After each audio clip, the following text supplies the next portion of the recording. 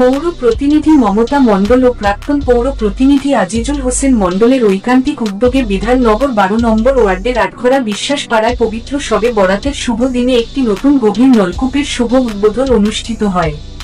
এলাকার দীর্ঘদিনের পানীয় জলের সমস্যার কথা মাথায় রেখে এই গুরুত্বপূর্ণ জনকল্যাণমূলক উদ্যোগ গ্রহণ করা হয়। উদ্বোধনী অনুষ্ঠানে উপস্থিত থেকে নতুন গভীর নলকূপের ফিতে কেটে শুভ সূচনা করেন রাজারহাট নিউ টাউনের বিধায়ক তাপস চ্যাটার্জি। তিনি বলেন, সাধারণ মানুষের নিত্যদিনের প্রয়োজনীয় পরিষেবা নিশ্চিত করাই জনপ্রতিনিধিদের মূল লক্ষ্য।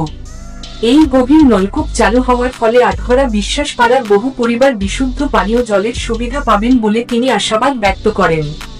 এই পবিত্র দিনে এমন একটি জনহিতকর কাজ সম্পন্ন হওয়ায় এলাকার বাসিন্দাদের মধ্যে আনন্দ ও সন্তোষের পরিবেশ লক্ষ্য করা যায়। টাউন সভাপতি শাহনওয়াজ আলী মণ্ডল এই উদ্যোগকে আন্তরিক সাধুবাদ জানান এবং বলেন, এ ধরনের উন্নয়নমূলক কাজে সকলের সহযোগিতা অত্যন্ত প্রশংসনীয়। বিধায়ক তাপস চ্যাটার্জির উপস্থিতিতে অনুষ্ঠানের গুরুত্ব ও মর্যাদা আরও বৃদ্ধি পায়। উক্ত অনুষ্ঠানে উপস্থিত ছিলেন রাজারহাট নিউ টাউনের বিধায়ক তাপস চ্যাটার্জি, টাউন সভাপতি শাহনওয়াজ আলী মণ্ডল, 12 নম্বর ওয়ার্ডের কাউন্সিলর মমতা মণ্ডল, আইএনটিইউসি সভাপতি আজিজুল হোসেন মণ্ডল, ওয়ার্ড সভাপতি তাপস চক্রবর্তী, তারক চক্রবর্তী সহ আরও একাধিক নেতৃত্বস্থানীয় ব্যক্তিবর্গ ও বিশিষ্টজনেরা।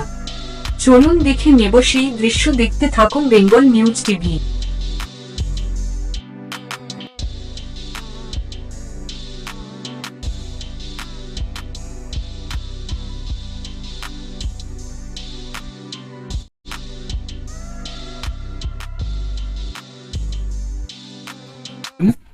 যারা কবরে স্থায়িত আছে তাদেরকে স্মরণ করা দেন, তাকে শান্তি কামনার দেন, সমস্ত শান্তি, বিশ্ব শান্তি, সব মানুষের, সর্বধর্মের মানুষের মঙ্গল কামনায় কালকে হোল নাইট আমাদের ইসলাম ধর্মাবলম্বী মানুষ তারা বিষয় করেছেন।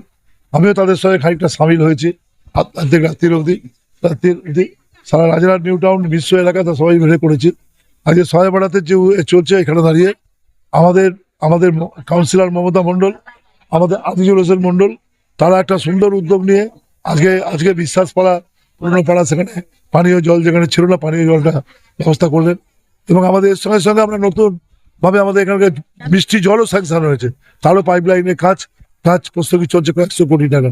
সারা রাজারহাট এলাকায়, আমাদের বিধানসভা এলাকায় চলেছিল বিশ্বাস থাকবে। আমরা চিরকালই এটা করে আসি, এখন না। আমরা ইমাম সাহেবের দোয়া, কোনো হিন্দু মানুষের পুরোহিতের আশীর্বাদ সবটাকে রাখি। এমনকি আমি একটা জায়গায় জয়েন্টলিও করি ধর্ম মানুষের মনকে শুদ্ধ করে, ধর্মের আবেদন মানে মানুষের কাছে বিষয়টাকে করি। আমরা সকলে মিলে সেটা করলাম এবং আমি আজিজুল হোসেন মণ্ডল, মমতা মণ্ডলকে ধন্যবাদ দেবো। তাই সুন্দরভাবে আজকের দিনটা, এই পবিত্রতম দিনটাকে তারা স্মরণ করে মানুষকে জল দিলেন। এবং আমরাও খুব ভাগ্যবান, একটা সুযোগ পেলাম যে আমরা মানুষের কাছে এরকম একটা দিনে টাটা থেকে পানীয় জল দেওয়ার ব্যাপার করলাম। আমি বললাম পানীয় জল শুধু না, মিষ্টি জলও স্যাংশন হয়েছে। আমরা সেখানে এখানে আছে, যেটা একটা কংক্রিট, যেটা ভবিষ্যতের জন্য ব্যাপারগুলো থাকবে। আজকে দেশের একটা ইতিহাস হলো গণতন্ত্রের ইতিহাস। গণতন্ত্রকে ধ্বংস করতে ভারতীয় জনতা পার্টি, RSS যে কর্মকাণ্ড লাগিয়েছিল, যে অ্যাপ তারা তৈরি করেছে, লজিক্যাল ডিস্টারবেন্সির নাম করে মানুষকে হ্যারাস করা, বয়স্ক লোককে হ্যারাস করা, বা পার্টিকুলারলি সংখ্যালঘু মুসলিম মানুষের নাম যাদের বাদ যায় সেটা নাম না করে তার একটা চেষ্টা তারা করেছিলেন। সব চেষ্টাকে ব্যর্থ করে দিয়ে মুখ্যমন্ত্রী নিজে আজ কোর্ট পড়ে সুপ্রিম কোর্টে নিজে দায়ের করেছেন, সমস্ত কিছু বিষয়টাকে করেছেন। এই বাঙালিদের উপরেই উত্তর রাখবো না, সারা ভারতবর্ষের মানুষ আজকে বলছে মুখ্যমন্ত্রী হতো এইসা, মমতা ব্যানার্জি জেসা। আগামী দিন ভারতবর্ষে আওয়াজ উঠবে, বলবে প্রধানমন্ত্রী কেমন হবে, মমতা ব্যানার্জি যেমন থাকবে তেমন থাকবে। এই আওয়াজ উঠবে।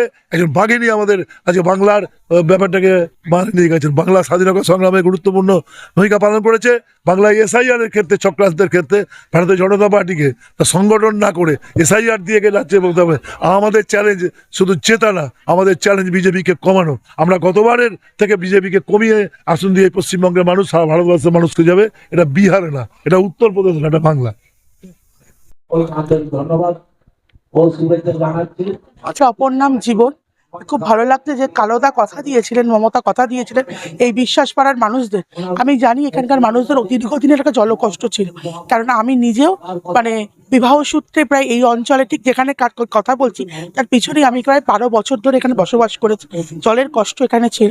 কথা দিয়েছিল যে শবে বরাতে, গত বছর বলেছিল যে এই বছরের শবে বরাতের মধ্যে করে দেবে। কালোদা কথা রেখেছে এবং গভীর নলকূপ বসিয়ে যে কাজ হচ্ছে এটা মহতী উদ্যোগ। আমি কালোদা মমতাকে ধন্যবাদ জানাবো আমাদের বিধায়ক তাপস চট্টোপাধ্যায়কে, তিনি কাজটাকে ত্বরান্বিত করানোর চেষ্টা করেছেন। এবং ধন্যবাদ জানাবো বিধাননগর পৌর নিগমের মেয়র কৃষ্ণ চক্রবর্তী এবং MMIC কৌশিক নারায়ণ, তারা গুরুত্ব দিয়ে এই কাজটা দ্রুত ত্বরান্বিত করেছেন এবং এলাকাবাসী অত্যন্ত খুশি, সন্তুষ্ট।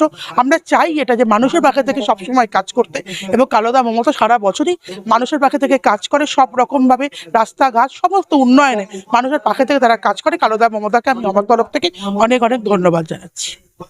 ওয়ার্ড বরাবরই উন্নয়নের ক্ষেত্রে সবার আগে, কারণ আপনারা দেখেছেন আমাদের ইতিমধ্যে আমাদের 12 নম্বর ওয়ার্ডে আজকের এই বিশ্বাসপাড়া নিয়ে টোটাল 5টি গভীর নলকূপ আমরা উদ্বোধন করেছি। বিশেষ করে আজকের পবিত্র শবে বরাতের দিনে এই গভীর নলকূপটা উদ্বোধন আমাদের বিধায়কের হাত ধরে, আমাদের শহরের সভাপতি ডাম্পিদা এবং আমাদের সমস্ত কাউন্সিলরের হাত ধরে উদ্বোধন করতে পেরে আমাদের নিজেদেরকে অত্যন্ত গর্ব অনুভব হচ্ছে। কারণ বিশেষ করে বিশ্বাসপাড়ার মানুষদের একটা দীর্ঘদিনের একটা অভিযোগ ছিল যে তারা জল পাচ্ছে না। সত্যি জল না পাওয়াটা আমাদের অত্যন্ত দুঃখের মনে করি, কারণ আমরা এতদিন যে তারা জলের কষ্টই ভুগছিল, আলটিমেটলি সেটা আমরা সমাধান করতে পেরেছি। এর জন্য সত্যিই আমরা বিধাননগরের মেয়র আমাদের মাননীয়া কৃষ্ণাদিকে ধন্যবাদ জানাতে চাই, আমাদের জল দপ্তরের MMIC আমাদের তুলসীদিকে ধন্যবাদ জানাতে চাই।